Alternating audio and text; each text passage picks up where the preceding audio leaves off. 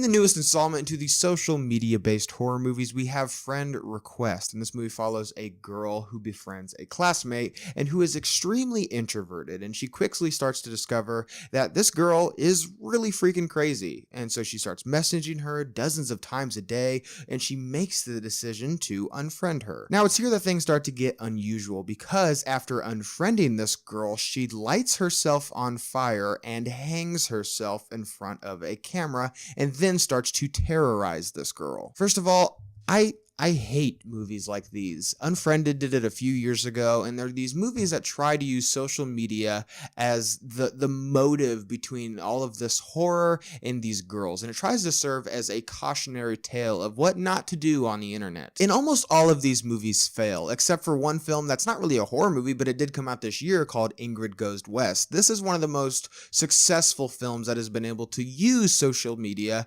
as a terms to deliver a message. But this movie from Square One is already terrible. The premise alone for this film just kind of kneecaps the entire movie from the very beginning. The idea that this girl is haunting someone through Facebook, it's just, I'm so sorry, that is so stupid. Movies like Videodrome, American Psycho, They Live, and so many more films are not only able to be effective horror movies, but also deliver a socio-political message very well. And the message that Friend Request tries to give is so muddled. It just doesn't make any sense. You have a girl who befriends a classmate who doesn't have friends, and then the other girl starts to just message her dozens of times, and so naturally she unfriends her. That's a completely rational thing to do. So the entire encounter between this girl and her classmate, it's really not justified at all why this other girl deserves to be haunted. This movie tries incredibly hard to be profound, but in all actuality, it's about as flat as the paper that it was written on. And the only